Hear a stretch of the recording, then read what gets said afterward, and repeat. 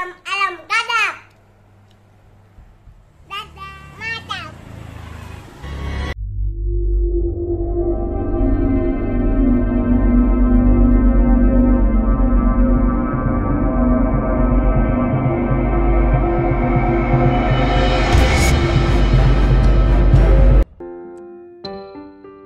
Assalamualaikum warahmatullahi wabarakatuh. Maha suci Allah, dan segala puji baginya atas limpahan rahmat yang tak terhingga. Kali ini akan dibacakan hikayat Datu Abulung Al-Banjari. Syekh Abdul Hamid Abulung Al-Banjari atau lebih dikenal dengan Datu Abulung, adalah salah satu ulama Banjar yang berpengaruh pada masanya. Ia adalah ulama yang pernah menggemparkan Kalimantan dengan paham wahdatul wujud. Ia dihukum mati oleh keputusan Sultan Tahmidillah, atas pertimbangan Syekh Muhammad Arsyad Al-Banjari yang waktu itu menjabat sebagai mufti besar. Riwayat singkat Syekh Abdul Hamid Abulung.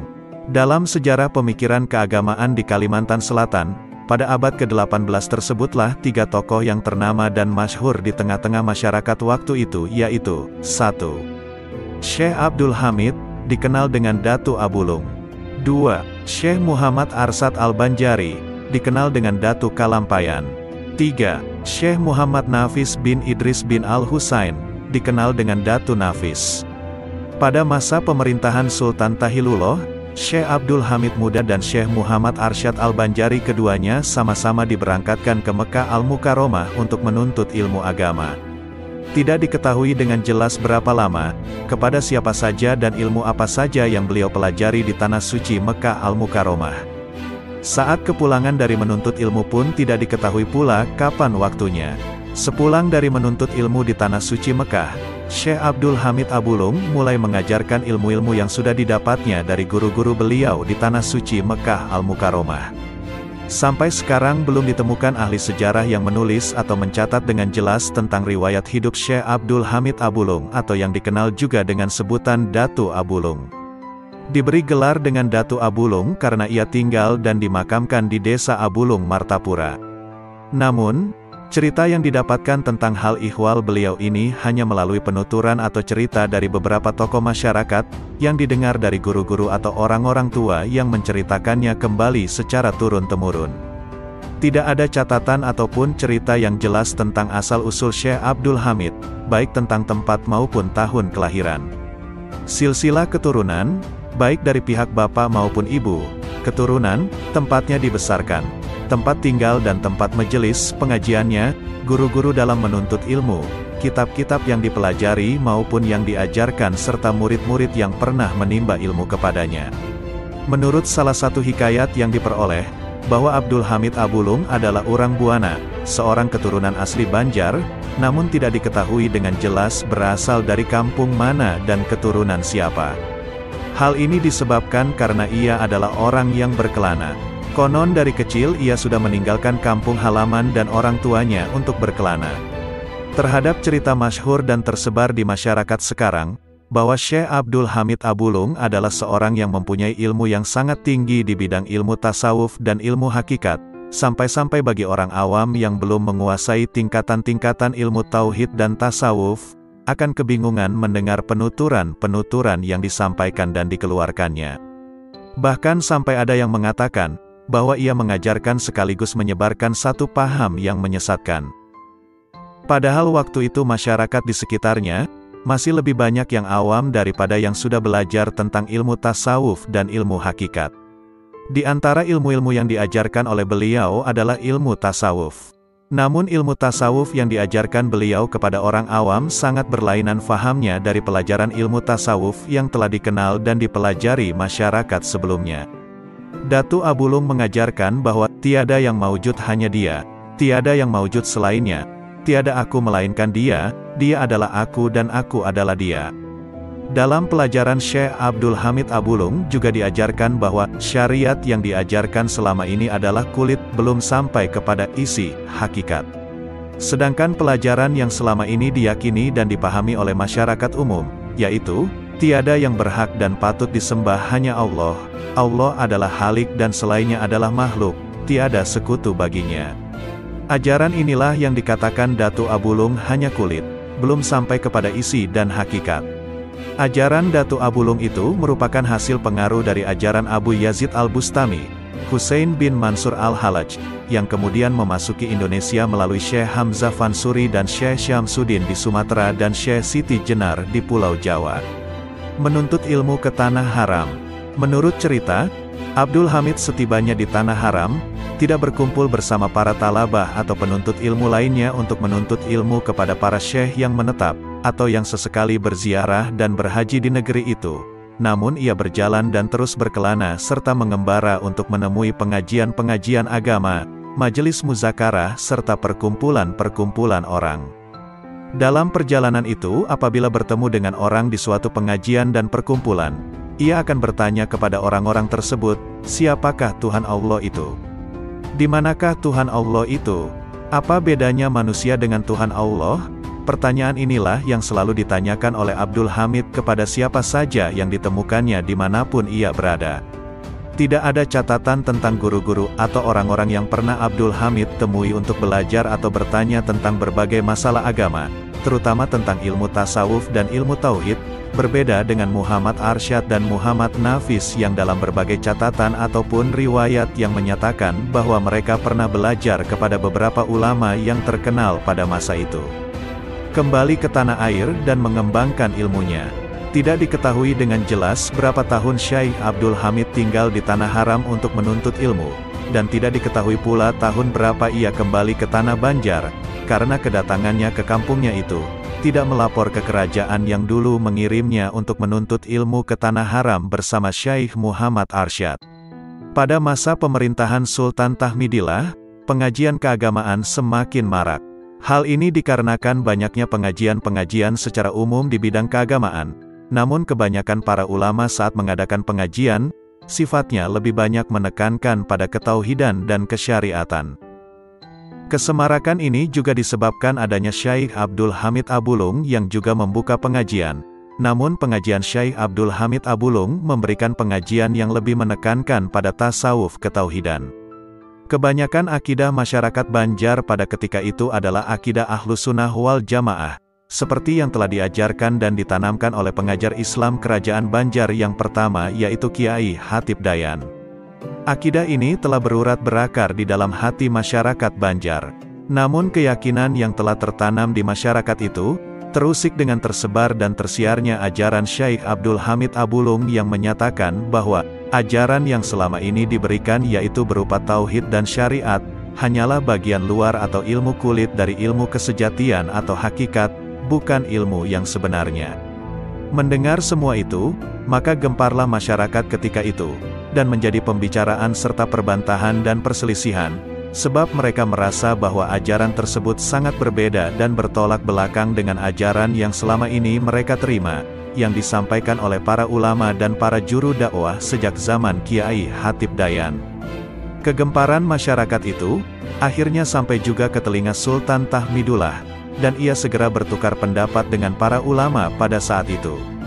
Untuk mengadakan penyelidikan dan mendengar langsung kabar tentang ajaran yang disampaikan oleh Syekh Abdul Hamid, maka Sultan memerintahkan agar Syekh Abdul Hamid Abulung dipanggil dan dihadirkan ke istana.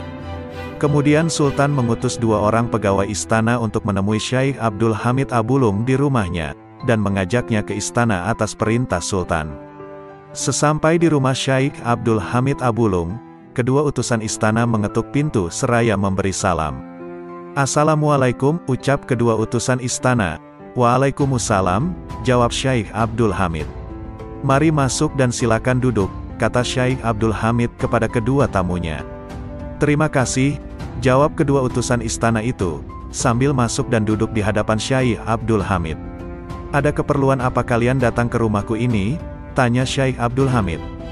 "Begini Tuan, kami berdua diutus ke rumah Tuan Syekh Abdul Hamid untuk mengundang Tuan agar dapat hadir di istana sekarang," kata kedua utusan Sultan menerangkan maksud kedatangan mereka itu. "Maaf saudara, di sini tidak ada Abdul Hamid, di sini hanya ada Tuhan," jawab Syekh Abdul Hamid dengan mantap dan penuh wibawa. "Jadi bagaimana ini? Apa yang harus kami katakan kepada Sultan?" tanya kedua utusan tadi dengan perasaan bingung. "Katakan saja kepada Sultan bahwa di rumah ini tidak ada Abdul Hamid, yang ada hanya ada Tuhan," ucap Abdul Hamid.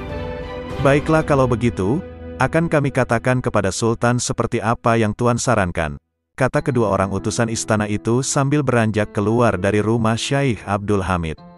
Sesampai di istana, kedua orang utusan itu menyampaikan apa-apa yang mereka alami di rumah Syaikh Abdul Hamid, dan mereka menyampaikan apa-apa yang dikatakannya, bahwa Syaikh Abdul Hamid tidak ada dan yang ada hanya Tuhan. Mendengar jawaban tersebut, maka Sultan memerintahkan kedua orang utusannya kembali untuk memanggil dan mengundang Tuhan agar dapat hadir ke istana. Katakanlah kepadanya bahwa Tuhan dipanggil dan diundang ke istana oleh Sultan, perintah Sultan kepada kedua utusannya. Maka berangkat lagi kedua utusan istana itu ke rumah Syaikh Abdul Hamid. Sesampainya kedua utusan tersebut di tempat tinggal Syaikh Abdul Hamid, mereka kembali mengetuk pintu rumah Syaikh Abdul Hamid. "Assalamualaikum," kedua utusan tersebut memberi salam. "Waalaikumsalam," terdengar jawaban Syaikh Abdul Hamid. "Apakah ada keperluan lagi, sehingga kalian berdua kembali lagi datang ke sini?" lanjutnya. "Memang kami mempunyai keperluan yang amat sangat," sahut salah satu utusan. "Kami diperintahkan Sultan untuk memanggil Tuhan dan mengundangnya datang ke istana," sambung utusan tadi. "Tuhan tidak ada, yang ada Abdul Hamid," jawab Syaikh Abdul Hamid Abulung dengan tegas. Jawaban Syaikh Abdul Hamid Abulung yang tegas tersebut membuat kedua utusan Sultan kebingungan dan kehilangan akal. Kali ini kedua utusan Sultan harus kembali kecewa karena gagal menghadirkan Syaikh Abdul Hamid Abulung ke istana, disebabkan jawabannya yang menyatakan bahwa Tuhan tidak ada, yang ada hanya Abdul Hamid. Dari jawaban tersebut timbullah masalah yang sangat pelik yang dihadapi Sultan. Sultan pun segera meminta pendapat para ulama. Setelah bertukar pendapat dengan Sultan, mendengar beberapa kesaksian dan meneliti serta menelaah beberapa kitab yang muktamad, akhirnya para ulama berkesimpulan bahwa ajaran yang disampaikan Syaikh Abdul Hamid Abulung dapat menyesatkan keyakinan dan akidah masyarakat awam, dapat membawa kesyirikan dan merusak kehidupan keagamaan. Dan para ulama menyatakan bahwa kewajiban seorang pemimpin untuk menyelamatkan akidah rakyat yang dipimpinnya, seperti yang terdapat dalam kitab Al-Ahkam Al-Sultaniyah karangan Imam Abu Hasan Ali Al-Mawardi. Oleh karena itu, disarankan kepada Sultan agar memberikan keputusan dan hukuman yang seadil-adilnya demi kemaslahatan masyarakat banyak. Setelah Sultan mengambil keputusan, maka diperintahkan utusan untuk memanggil Syaikh Abdul Hamid Abulung dengan perintah dan pesan siapapun yang ada. Apakah Tuhan ataukah Abdul Hamid yang ada, itulah yang dipanggil untuk datang ke istana. Akhirnya Syaikh Abdul Hamid mau hadir ke istana untuk menemui Sultan. Sultan menerangkan maksudnya mengapa dia sampai memanggilnya ke istana, dan juga mengatakan bahwa keputusan Sultan dari hasil musyawarah dengan para ulama, adalah menyingkirkan atau membunuh Tuan Syaikh Abdul Hamid Abulung. "Saya tidak akan mengubah keyakinan saya, karena saya yakin seyakin-yakinnya bahwa apa yang saya ajarkan itu tidak sesat seperti yang disangka orang, karena kemungkinan besar mereka belum memahami dan belum mengerti dengan ilmu yang saya ajarkan saat ini," ucapnya dengan tegas. "Saya akan hadapi apapun resikonya atas apa yang saya lakukan dan saya yakini, dan saya tidak akan mundur setapak dan sejengkal pun walaupun berbagai ancaman dan hukuman yang akan ditimpakan kepada saya, karena saya yakin makhluk apapun yang ada di dunia ini, tidak akan memberi bekas kepada saya, baik api, tanah, air, dan makhluk lainnya," sambung Abdul Hamid dengan mantap. Akhirnya Abdul Hamid Abulung dimasukkan ke dalam keranjang yang terbuat dari besi yang sangat berat. Ukuran kerangkeng besi tersebut dibuat seukuran dengan tubuh, hanya cukup untuk berdiri. Kemudian bersama dengan kerangkeng itu, Abdul Hamid Abulung dibenamkan ke dasar sungai di Lok Buntar, sekitar 15 km dari makamnya sekarang yaitu di desa Sungai Batang Martapura. Tanpa diketahui orang, suatu keanehan terjadi.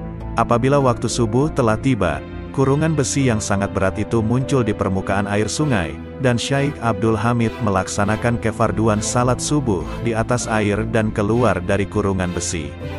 Setelah selesai melakukan ibadahnya, beliau masuk kembali ke dalam kurungan besi itu, dan kurungan besi yang berat tersebut perlahan tenggelam kembali ke dasar sungai. Demikian juga kurungan besi itu akan muncul ke permukaan air sungai apabila waktu sholat fardu telah tiba, dan apabila telah selesai melaksanakan kefarduannya serta ibadah yang lainnya, kurungan besi itu kembali tenggelam ke dasar sungai. Pada suatu malam menjelang waktu subuh, 10 orang pencari ikan menjala di sekitar sungai tempat Syekh Abdul Hamid Abulung ditenggelamkan. Pada saat asyik-asyiknya mereka mencari ikan, samar-samar mereka mendengar suara azan. Perlahan-lahan mereka mendekati sumber suara azan tersebut. Dari kejauhan mereka melihat keganjilan dan keanehan yang terjadi pada diri Syekh Abdul Hamid Abulung.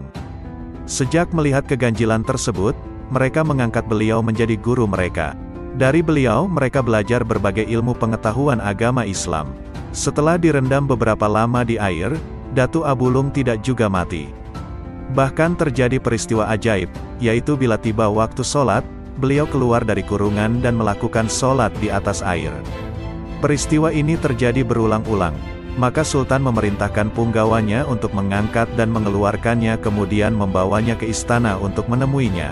Namun sebelum Syekh Abdul Hamid Abulung datang ke istana, Sultan melakukan siasat untuk menjebaknya di perjalanan dengan meletakkan perangkap di tempat Syekh Abdul Hamid lewat. Kemudian Sultan memerintahkan punggawanya untuk membawa Syekh Abdul Hamid kembali ke istana. Saat Abdul Hamid melewati sebuah jalan, ia memijak sebuah lubang yang di atasnya ditutupi dedaunan, maka melesatlah sebilah tombak tajam, namun berhenti di udara dan jatuh ke tanah tepat di belakang tubuhnya tanpa diketahuinya. Tidak lama kemudian, sampailah Syekh Abdul Hamid di hadapan Sultan di istana, dan ia mengatakan bahwa ia tidak dapat dibinasakan dengan alat dan benda apapun. Tuan Syekh, sekarang aku sadar bahwa ilmu yang engkau miliki itu memang benar adanya. Dan orang yang mengatakan bahwa Tuan Syekh itu tidak mengerjakan sholat, itu juga tidak benar. Tetapi aku mohon pengertian Tuan Syekh untuk memahami keadaan masyarakat sekarang ini, sebab mereka masih banyak yang belum mengerti tentang ilmu yang diajarkan Tuan Syekh, sehingga mereka banyak yang menjadi sesat.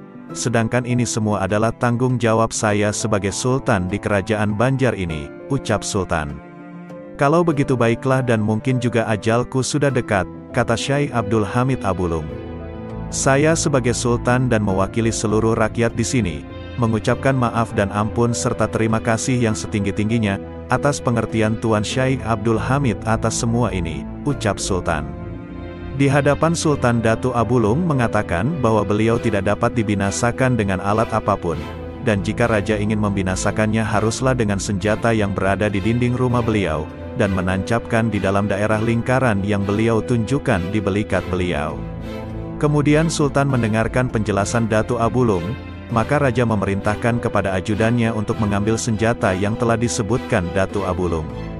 Setelah mendapatkan senjata tersebut, ajudannya menyerahkannya kepada Sultan. Sebelum senjata itu ditusukkan ke tempat yang telah dikatakan oleh Datu Abulung, Datu Abulung minta izin dulu untuk sholat sunnah 2 rakaat, dan permintaan itu dikabulkan oleh Sultan. Setelah Datu Abulung sholat 2 rakaat, senjata tersebut ditusukkan di tempat yang sudah beliau tunjukkan, maka memancarlah darah segar dari situ. Namun yang sangat aneh dan mengagumkan adalah, bahwa dari ceceran darah segar tersebut bergerak perlahan-lahan dan membentuk sebuah tulisan. Tulisan tersebut secara perlahan-lahan pula menjadi sebuah kalimat, La ilaha illallah Muhammadar Rasulullah, tidak ada Tuhan selain Allah, dan Muhammad adalah utusan Allah. Sultan dan orang-orang yang menyaksikan kejadian tersebut tercengang, serta terkagum-kagum sambil mengucapkan, Inna lillahi wa inna ilaihi rojiun. Dengan kejadian tersebut, terbuktilah bahwasanya ajaran yang disebarkan oleh Datu Abulung tidaklah sesat, dengan kata lain ajarannya sesuai saja dengan kaidah Islam. Akan tetapi ajaran tersebut sudah menduduki tahap yang paling tinggi, yang apabila dipelajari oleh orang awam bisa terjadi kesalahpahaman atau sesat. Kemudian Sultan Tahmidullah II yang memerintah periode tahun 1761 sampai tahun 1801, membangun Masjid Jami Syekh Abdul Hamid Abulung sebagai bentuk penebusan dosa, karena telah memerintahkan para algojor raja untuk mengeksekusi Datu Abulung. Demikian.